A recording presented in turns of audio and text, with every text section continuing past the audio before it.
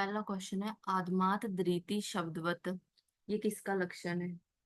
तो ये पढ़ने से पहले अभी साथ में दूसरा इधर भी लक्षण दिया है, ये पढ़ने से पहले हम देख लेंगे। इसके साथ ही पीडीएफ लगाया हुआ है, उससे सारा कवर हो जाएगा, फिर हमारा एक पेज भी खत्म हो जाएगा।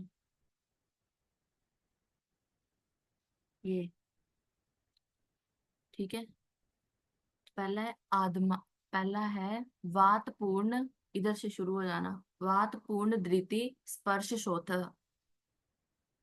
ये इधर से इधर तक जो है वो सारे लक्षण जो है वो सेम है, कंफ्यूजन होती है इनमें। यहाँ तक, नीचे तक, बल्कि ये पूरा पूरा इधर आहार परिणाम अंत्य तक, तो ये एज इट इज याद होना चाहिए। ठीक है, पेपर में ऐसे ही क्वेश्चन बनते हैं जो जो कंफ्यूजन क्रिएट करते हैं। पहला है बात पूर्ण धृति स्पर्श शोथ, ये क्वेश्चन आ भी चुका है, संधिगत वात का है, ये एमडी 21 में आया था कि 22 में। ठीक है, वात पूर्ण धृति स्पर्श शोथ, ये है संधिगत वात का। और इधर है आधमान, आदमात धृति शब्दवत भक्ति, ये किसका है? वातोदर का, जो हमें अभी किस में आया है, ये ऊपर जो हम क्वेश्चन कर रहे थे। तो मतलब ये क्वेश्चन भी आ चुका है कहीं ना कहीं। तो ध्यान रखना, जो वात पूर्ण धृति से शुरू है वो वातोदर का लक्षण नहीं है, वो संधिगत वात का लक्षण है। ठीक है। और आदमान वात का लक्षण होता है ना, तो उससे याद रख लेना, आदमान वृत्ति शब्दवत भक्ति, ये किसका है? वातोदर का। अब एक है जलोदर का, यथा धृति क्षुभ्यति कंप्यति, जहां पे धृति क्षुभ्यति कंप्यति ऐसे आए हैं, फ्लो में लग रहा है ना, धृति क्षुभ्यति कंप्यति, ये जलोदर का लक्षण है। एक ऐसा ही सेम लक्षण हम पढ़ेंगे मूत्र वृद्धि का, वो आएगा आगे।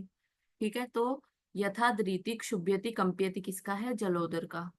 उसके बाद है उदक पूर्ण धृति क्षोभम संस, उदक पूर्ण मतलब क्या है? उदक इज पानी, तो पानी के समान जो है वो फूला हुआ लगना। एक मिनट रुकना।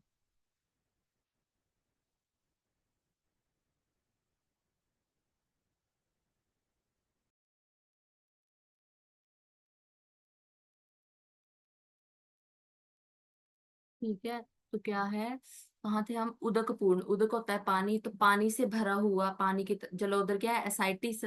इसमें भी क्या है, पानी की तरह जो है वो लगता है कि पेट में पानी भरा हुआ है। ठीक है, तो उदक पूर्ण, इससे समझ जाना किसका लक्षण है, ये जलोदर का। उसके बाद है जल बस्ती संस्पर्श, ये गलत लिखा है इधर, बुक में करेक्ट कर लेना, 50 पेज नंबर है ये। जल बस्ती संस्पर्श, ये किसका है? पच्यमान का नहीं है, पकव का। अब कोई चीज पक्की होगी, जैसे पाक पड़ जाती, तभी उसके अंदर लगता है ना कुछ फ्लूइड जैसा, पच्यमान अवस्था में, अभी वो पूरा पका नहीं है, तब थोड़ी लगेगा उसमें। तो जल बस्ती संस्पर्श, इसका जलोदर ही मत कर देना, वैसे ऐसे आएगा नहीं, ये जलोदर वातोदर ऐसे करके लक्षणों में आता है। जल बस्ती संस्पर्श, उसको स्पर्श करके कैसे महसूस होना कि उसके अंदर क्या है? जल भरा हुआ है। ये किसका है? पच्यमान शोफ का। ये पारिक का 50 नंबर वाला पेज है, इधर सारा इकट्ठा लिखा है, तो ये कवर करा रही हूँ, उससे हमारे एक क्वेश्चन के साथ सारा ही इकट्ठा कवर हो जाएगा फिर। ठीक है, इधर करेक्शन कर लेना। ये किसका है? पक्व वर्ण शोफ का है। ठीक है, ये सुश्रुत सूत्र 17 चैप्टर से लिया गया है, चरक का नहीं है ये। उसके बाद है आदमात बस्ती रिब लक्षण, आदमात बस्ती रिब लक्षण किसका है? पच्यमान शोफ का। तो जल बस्ती किसका था? पक्व का। और आदमात बस्ती रिब, जल वर्ड यूज नहीं हुआ है, वो किसका है? पच्यमान शोफ का। ओके। उसके बाद है अंबु पूर्ण धृति क्षुभ्यति, अब ये जो मैंने ऊपर बताया था कौन सा, ये धृति क्षुभ्यति कंप्यति, ये जलोदर का लक्षण है। और धृति क्षुभ्यति सिर्फ दो ही आए हैं इसमें, ये मूत्र वृद्धि का है। जिसमें ज्यादा आएगा धृति क्षुभ्यति कंप्यति, वो हमारा एसाइटिस का जलोदर का लक्षण होगा। और जिसमें सिर्फ दो ही चीजें आएंगी, क्या? धृति क्षुभ्यति। ये मूत्र वृद्धि का है। ठीक है। उसके बाद है, अब ये भी साथ ही देख लो, ये भी कंफ्यूजन क्रिएट करते हैं।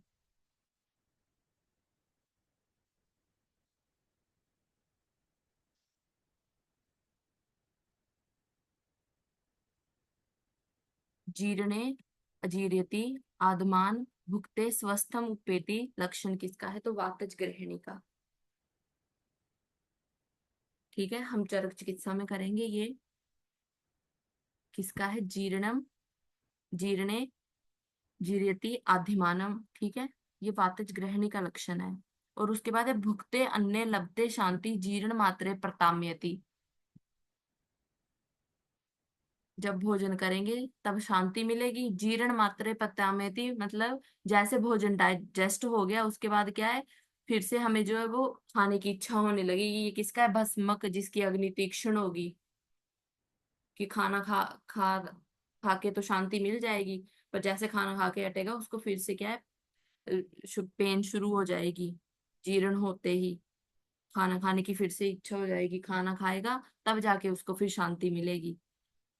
ये तीक्ष्ण अग्नि भस्म का लक्षण है। ठीक है। उसके बाद है जीर्णे जीर्यते अजीर्णे। तो इधर था हमारा जीर्णे जीर्यते आधमान, ये वातज ग्रहणी का था। वात आधमान लक्षण किसका है?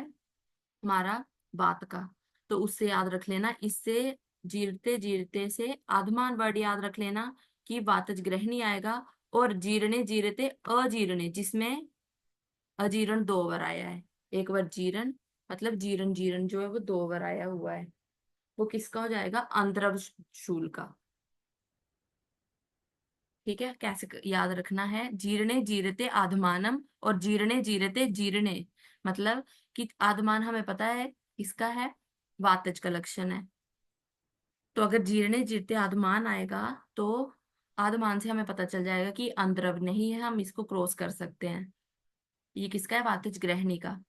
और भुगते भुगते अन्य लभते शांति बता दिया कि खाना जब हमें जो है वो खाना खा लिया तो शांति, उसके बाद जब पच जाएगा तो फिर से पेन शुरू हो जाएगी, हमें फिर से खाने की इच्छा फिर से खाएंगे क्योंकि उसकी तीक्ष्ण अग्नि है। जब तक खाते रहेंगे, एक बार खा लिया तब तक तो ठीक रहेगा, जैसे खाना डाइजेस्ट होगा उसको फिर से पेन शुरू हो जाएगी। ओके।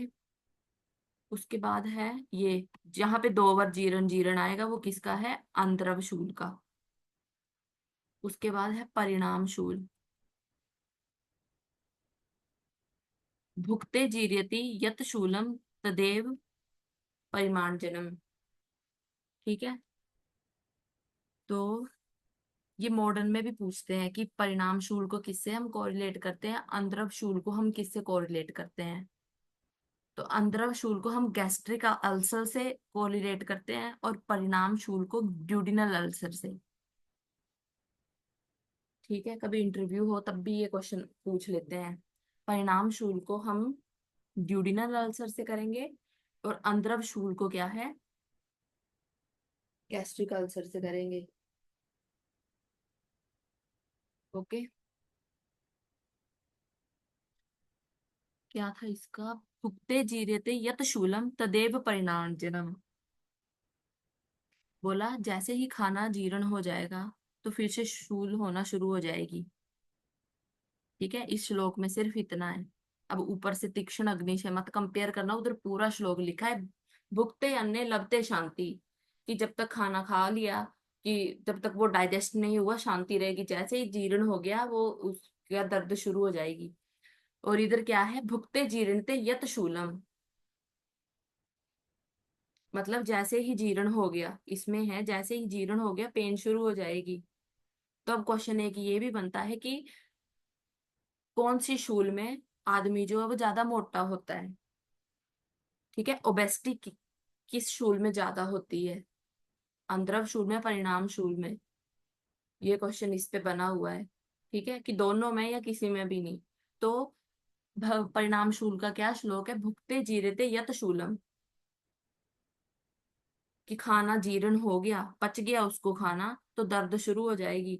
तो कॉमन सी बात है, उसका खाना जैसे ही पच रहा है उसको हम फिर से खिलाएंगे कि उसकी शूल शांत हो जाए। उसकी दर्द शांत हो जाए। अगर खाना जीर्ण हो रहा है तो परिणाम शूल वाले को क्या है, फिर से दर्द हो रही है, तो जैसे ही जीर्ण होगा हम उसको फिर से खिला देंगे, तो बार बार उसको खाना खिलाते रहेंगे तो ऑब्वियस है वो मोटा हो जाएगा। तो ओबेसिटी हमें परिणाम शूल जो ड्यूडिनल अल्सर है उसमें देखने को मिलती है। ओके। उसके बाद है आहार परिणाम अंते भूयश्च लभते बलम। ठीक है, ये किसका, ये तो अलग आ गया, बेपिता हिक्का का। इसमें जो है वो याद कर लेना, इसमें हिक्का के ऑप्शन होंगे कि बेपिता हिक्का है कि अंजा हिक्का है, कौन सी हिक्का है, महा हिक्का है। ठीक है, इसमें वैसे ही ऑप्शन आएंगे। आहार परिणाम अंते भूयश्ते बलम। अब ये हो गया हमारा सारा ही इकट्ठा, एक बार इसको क्लास के बाद देख लेना। क्वेश्चन पे आते हैं अब। क्वेश्चन क्या था, आद्यमान द्वितीय शब्दवत, ये किसका है हमारा, वातोदर का। ठीक है, वातज उदर रोग का लक्षण है इसमें। और एक क्या था, वात पूर्ण द्वितीय शब्द, उसमें वातोदर मत लगा देना, वो किसका था, संधिगत वात का। अब देखो जलोदर भी इधर मेंशन है, यथा द्वितीय क्षुभ्यते कंप्यते। ठीक है, द्वितीय क्षुभ्यते कंप्यते, जिसमें तीन शब्द ये आए हैं वो जलोदर का है, जिसमें सिर्फ द्वितीय क्षुभ्यते है वो किसका है, मूत्र वृद्धि का। इनको एक साथ ही नोट्स में जगह है तो वहां लिख लेना। उसके बाद निषेध बताया है, मैच द फॉलोइंग पे था ये क्वेश्चन की किसमें क्या निषेध है। तो अमलपित में कुलिथ नहीं लेना, ये चरक सूत्र 25 से है क्वेश्चन कि कुलथ अमलप्रीत जनना नाम, कि कुलथ क्या है, अमलपित करता है, एसिडिटी बनाता है। तो अमलपित में क्या नहीं लेंगे, कुलथ नहीं लेंगे। मधुमेह में मधु रस नहीं लेंगे। वातज गुलम में वमन नहीं कराएंगे। वातज गुलम का तो इस बार क्वेश्चन भी आया था, एक वो आई थी अभी जो MD 24 हुआ था, उसकी श्लोक दिया हुआ था उसकी चिकित्सा का कि बताओ किसका है। ठीक है, और अधो रक्तपित्त में, ये भी मैं करा चुकी हूँ कि ध्यान देना, बेशक अधो में हम विरेचन कराते हैं पर रक्तपित्त में क्या है, कॉन्ट्राइंडिकेटेड। उधर्व में, उधर्व रक्तपित्त भी साथ में लिख लेना। उधर्व रक्तपित्त में हम वमन नहीं कराते हैं, और अधो रक्तपित्त में क्या नहीं कराते हैं, हम विरेचन नहीं कराते हैं। ओके, ध्यान देना इस पे।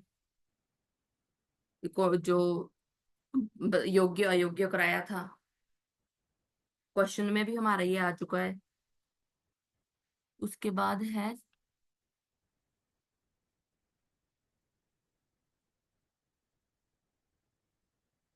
सर्वकाल, ये पहले भी रिपीट हुआ है, देख लो फिर से। सर्वकाल नृत्य ऋतु और सर्वकाल दय, कि मतलब हर ऋतु में कौन दे को, हर ऋतु में कौन सी बस्ती हम दे सकते हैं, और हर काल में किसी भी काल में दे दो तुम, वो कौन सी दे सकते हैं। और शिशु वृद्ध नृत्य, ठीक है, ये किसको दे सकते हैं। तो शिशु और वृद्धों में हम निरूह बस्ती दे सकते हैं, हर काल में यापन बस्ती दे सकते हैं, और ऋतु आया तो क्या है, मात्रा बस्ती दे सकते हैं। सर्वकाल नृत्य ऋतु, नृत्य मतलब बिना किसी उपद्रव, कोई उपद्रव नहीं करती है ये, सर्वकाल नृत्य ऋतु। ठीक है, वो मात्रा बस्ती है, सर्वकाल दे यापना बस्ती है, और शिशु वृद्ध नृत्य, और बच्चे और बूढ़ों में कोई उपद्रव नहीं करती, वो कौन सी है, हमारी निरूह बस्ती। उसके बाद अंकुश कृमि पांडु रोग का कारण है।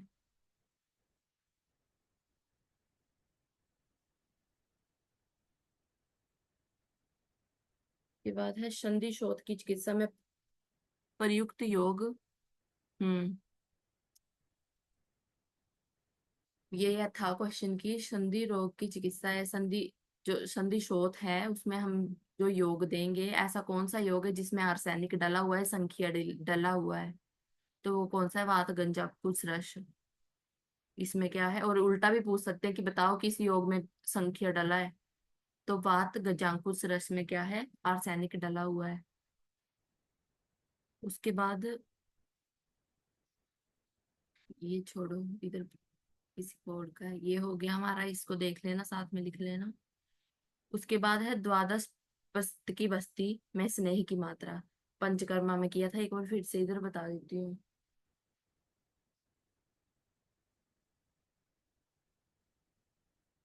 क्वाथ कितना होता है इसमें, 4 प्रसरित। तेल कितना, देखो तेल, ये वाला जो पोर्शन है, ये हुआ तो नहीं है ना ये वाला पार्ट। मुझे लग रहा है मैंने करा दिया कि पंचकर्मा में कराया होगा, कि इम्पोर्टेंट सीरीज वाली में करा दिया था। प्रीति। नहीं, ये नहीं हुआ है।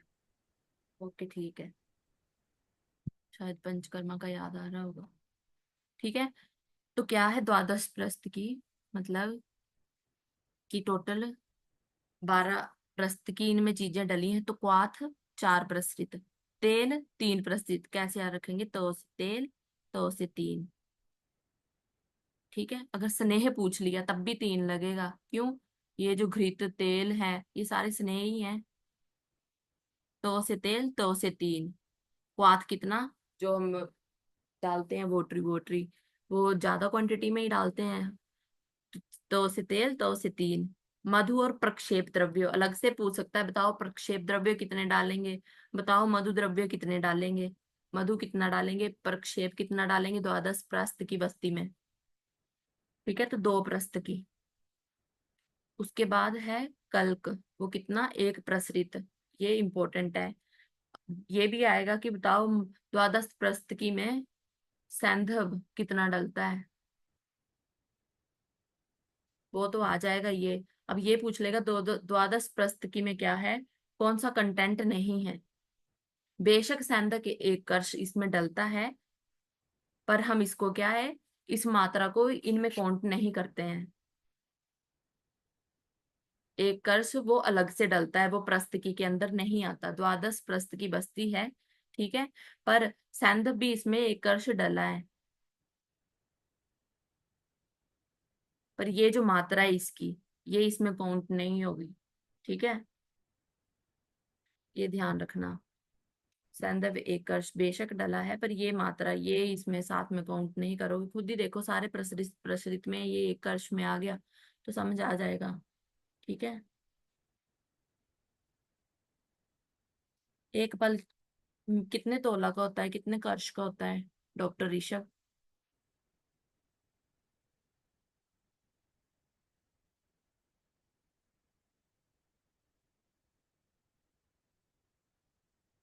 माइक ऑन करो डॉक्टर ऋषभ जल्दी, फिर क्लास का टाइम ऐसे ही हो जाता है।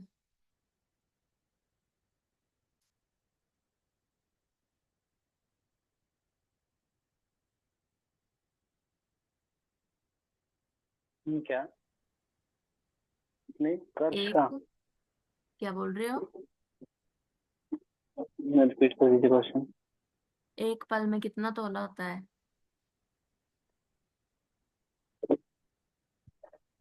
2 तोले। वृति।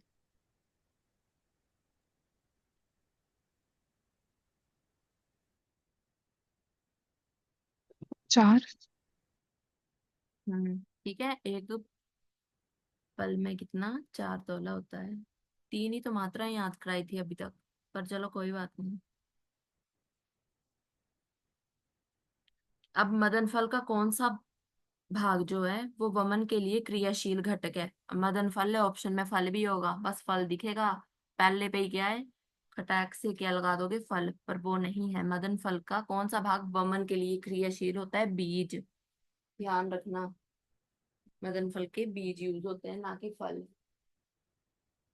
ओके, उसके बाद है, अब ये है हमारा सुश्रुत चिकित्सा फर्स्ट चैप्टर से। ऐसे आएगा, परिशुष्क कल्प मासा नाम। इसमें हम जो है वो क्या यूज करेंगे, कौन सा व्रण उपक्रम है ये, कौन सा व्रण उपक्रम क्रम यूज करेंगे, परिशुष्क कल्प मासा नाम। ठीक है, उत्सादन उठाना, तो मतलब जो सूख गया होगा जिसका मांस, देखो परिशुष्क कल्प मासा नाम, तो इसको क्या है, जो सूख गया उसको उठाएंगे, इसमें हम उत्सादन करेंगे। अब साधन होता है दबाना। उसके बाद है धूपन। तो वात, वातत कर्म उग्र रुझानाम। धूपन कर्म किस में करेंगे, जिसमें वात की वजह से क्या है, उग्र रुझा हो रही है, ज्यादा पेन हो रही है, उसमें हम धूपन कर्म करेंगे। ये तीन याद कर लो।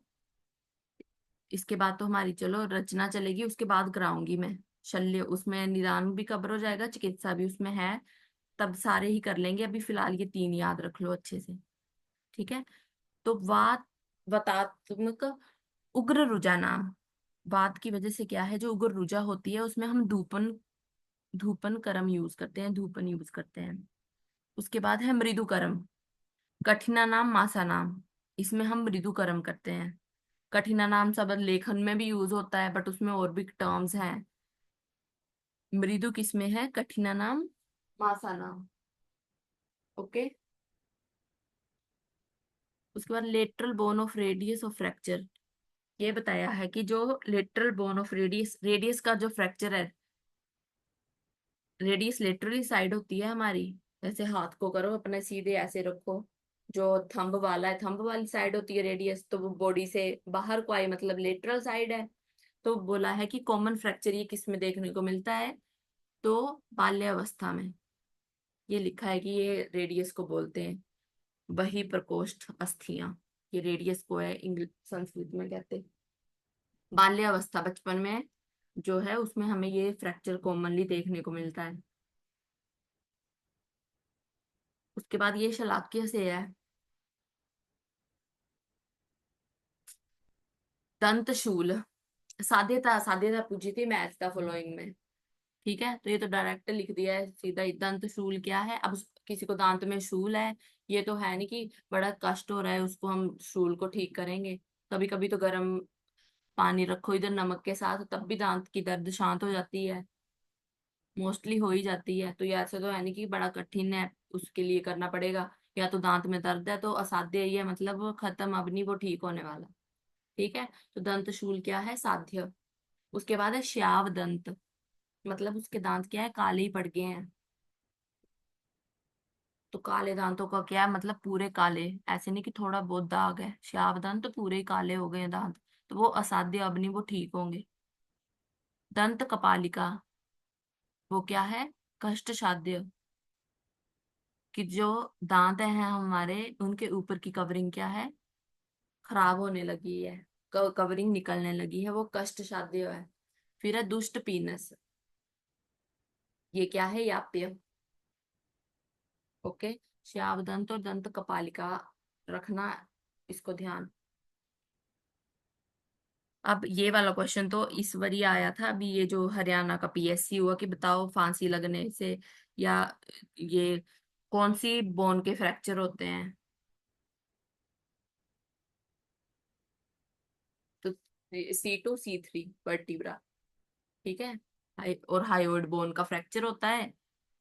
ये गले में, ये गले का गला घोटने से हाइयोइड बोन का फ्रैक्चर होता है, और फांसी से कौन से वर्टिब्रा, C2C3। ये तो अभी आया था क्वेश्चन, अभी जो एग्जाम हुआ 10 दिन पहले, 10 दिन भी नहीं हुए, 23 को जो हुआ, ठीक है।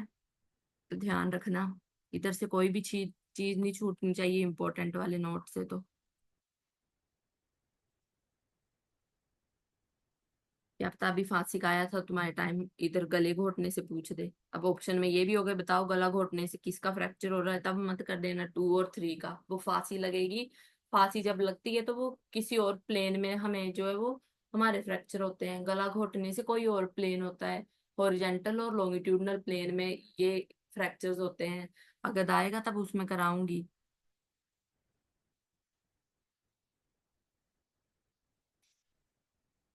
ठीक है। उसके बाद है मांस सूप। मांस का जो सूप बनाना है, जैसे मुर्गे का सूप बना लिया, बकरे का बना लिया, मांस किसी का भी चलेगा। कंद और फल, बोला कि ये किस प्रसूता को देना चाहिए खाने के लिए, ठीक है। तो जो विदेश में, फॉरेन में जो रहती है प्रसूता, उसको देना है ऐसा आहार खाने के लिए। प्रसूता क्या होती है, आफ्टर डिलीवरी जो, उसको प्रसूता ही कहते हैं। ठीक है। तो मांस, सूप, कंद और फल, ऐसे याद कर लेना कि जो फॉरेनर्स हैं वो वैसे ही मांस खाने में ज्यादा इंटरेस्टेड रहते हैं। तो मांस, सूप, कंद और फल, फल भी आ गए हैं। ठीक है। योनिकंद ये पूछेंगे कि बताओ किस अवस्था में होता है और इसका वर्णन किसने किया है। योनिकंद हमें होता है वृद्ध अवस्था ने, वृद्ध अवस्था में, और वर्णन किसने किया, काश्यप ने। क्वेश्चन ऐसे ही होगा, बताओ योनिकंद कब होता है। अ, शुरुआत में हो जाता है, मध्यम अवस्था में होता है, वृद्ध अवस्था में होता है, यौवन अवस्था में होता है, किस अवस्था में होता है। योनिकंद जो है वो हमारा वृद्ध अवस्था में होता है। उसके बाद ये क्या लिखा हुआ है मैं समझा देती हूँ। ये वो है, पी मतलब प्राइमरी, एम मतलब मल्टीग्रेविडा। कि फर्स्ट स्टेज ऑफ डिलीवरी होती है ना, सेकंड स्टेज ऑफ डिलीवरी, फिर तो चलो उसके बाद वो डिलीवरी हो जाती है। तो वो पूछा है कि ऐसा तो है नहीं कि अभी भी उसको किसी को लेबर पेन शुरू हुआ और तभी बच्चा बाहर आ जाएगा। पहले कुछ पेन्स आती हैं, उसके बाद फिर पहले एक स्टेज कवर करता है, फिर उसके बाद थोड़ा सर्विक्स डायलेट होता है।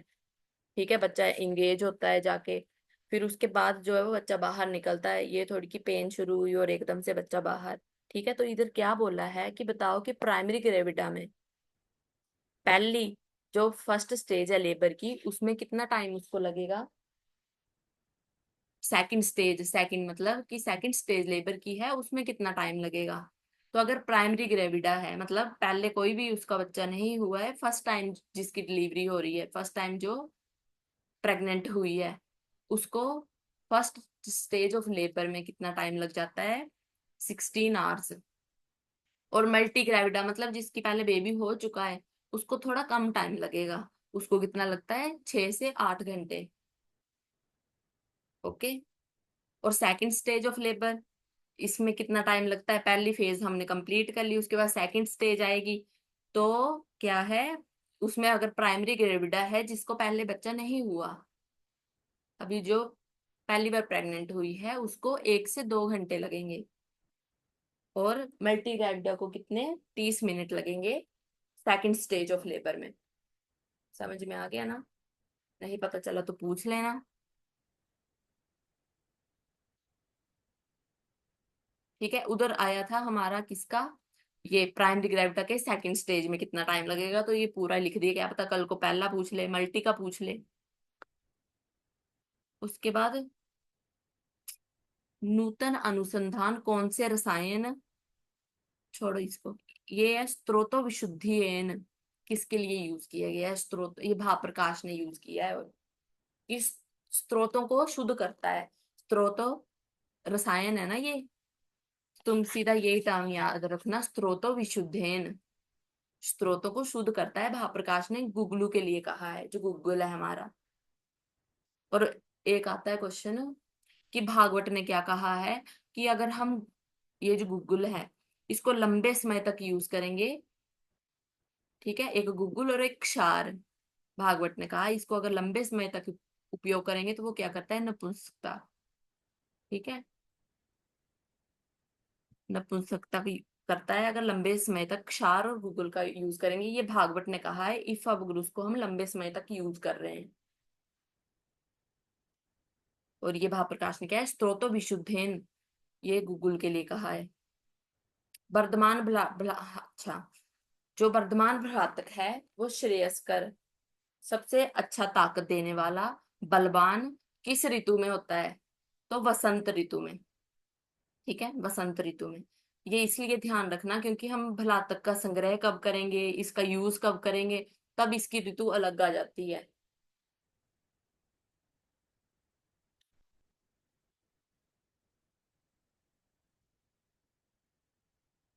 तो उसके बाद ये दिया है कि क्षाय बस्ती को हम निरूह बस्ती कहते हैं। अब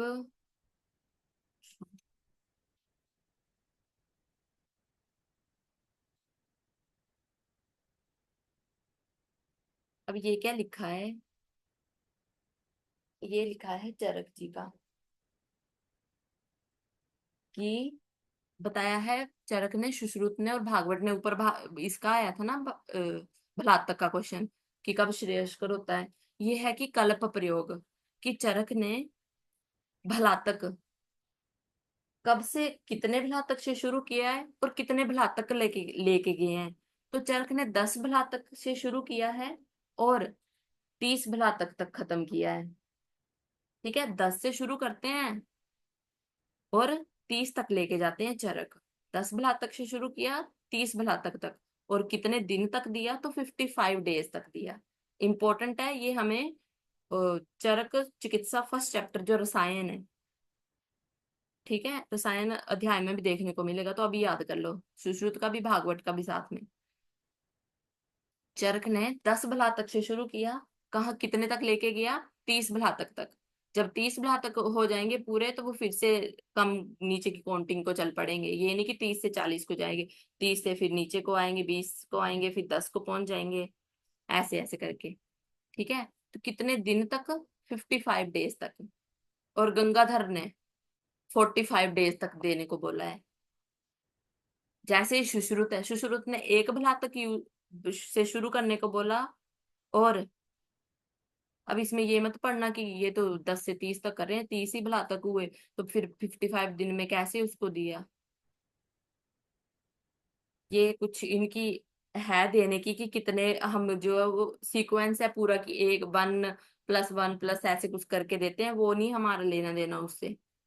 जो क्वेश्चन आएगा हमारा उससे लेना देना है। ठीक है, तो 10 से शुरू किया, 30 तक लेके गए, और कितने दिन तक दिया, 55 डेज तक दिया। उसके बाद सुश्रुत ने एक भलातक से शुरू किया, कितने तक, 70 तक लेके गए वो भलातक। चरक 10 से 30 तक लेके गए थे, ये नहीं है कि चरक का 1 से 30 कर दो। चरक का 10 से 30 है, सुश्रुत का 1 से 70 है, और भागवत का क्या है, 8 से 40 है। ठीक है, तो और फिर पहले चरक सुश्रुत भागवत लिख लेना, फिर ये सीक्वेंस में याद कर लो जैसे तुम कंफर्टेबल हो। उसके बाद 55, 35, 49, ऐसे इसकी डेज याद कर लेना। ऐसे अकेला अकेला नहीं याद होता ये, सीक्वेंस में याद कर लेना। चरक 10 से 30 पे लेके गए, सुश्रुत 1 से 70 पे लेके गए, भागवत 8 से 40 पे लेके गए। और क्या है, गंगाधर का नहीं पूछते वैसे क्वेश्चन, पर कर लेना, क्यों छोड़ना जब हमारे पास है मटेरियल तो 55, 35, 49। ओके, उसके बाद ये क्वेश्चन, शीला जीतू को मधुमेह में किसके साथ देते हैं। ये इंटरव्यू में क्वेश्चन पूछा था,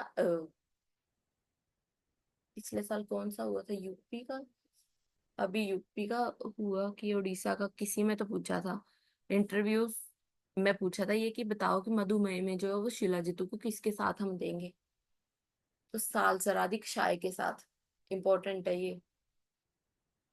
ठीक है, अब द्विविध विपाक, गुरु विपाक, लघु विपाक वो वाला, पंचविध विपाक पंच महाभूतों के अकॉर्डिंग, षडविध विपाक रसों के अकॉर्डिंग।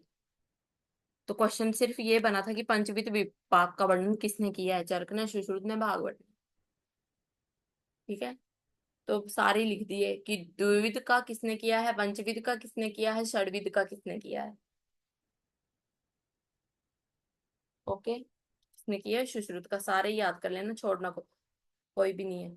अब श्वास कुठार रस, इस बार जो मैंने आरएवी का दिया था उसमें ये क्वेश्चन था कि बताओ श्वास कुठार रस का प्रमुख घटक क्या है। तो मरीच, करंट में जो अभी हुआ था ना जैन में, आरएवी उसमें था, श्वास कुठार का मुख्य घटक क्या है, मरीच। अब क्वाथ के भेद हैं, हरीत ने बताए हैं 7, क्वेश्चन हरीत पे था, भेल के भी हमने लिख दिए साथ में। भेल ने कितने बताए हैं, हमारे 14। ओके, उसके बाद चार वाक दर्शन, ये दर्शन से लिया कि बताओ भौतिकवाद दर्शन किसको कहा गया है, वेदांत को, बौद्ध को, जैन को, चार्वाक को। तो चारवाक दर्शन है। ठीक है, भौतिकवाद दर्शन किसको कहा गया है, चारवाक दर्शन को। अब ये योग शतक किसने लिखी है, तो नागार्जुन ने। एक नागार्जुन पहले भी आ चुका है हमारा क्वेश्चन, रस हृदय तंत्र पे था वो, कि बताओ नागार्जुन ने कौन सा नहीं लिखा, वो था शायद। फिर रस हृदय तंत्र था जो भगवत गोविंद ने लिखा था। याद है ना? नहीं है याद तो रिकॉल करना। अब आरोग्य औषधि इन वर्ण, अब इसी पेज से 2 क्वेश्चन इस बार आए थे, ये वाला क्वेश्चन भी आरएवी में आया हुआ था इसी बार। एक देखो इसी पेज से 2 आ गए, एक ये श्वास कुठार रस का, और एक ये आरोग्य औषधि। जो व्रण है, जो हम सुश्रुत संहिता में पढ़ते हैं व्रण, बोला उसमें आरोग्य औषधि कौन सी यूज करते हैं हम?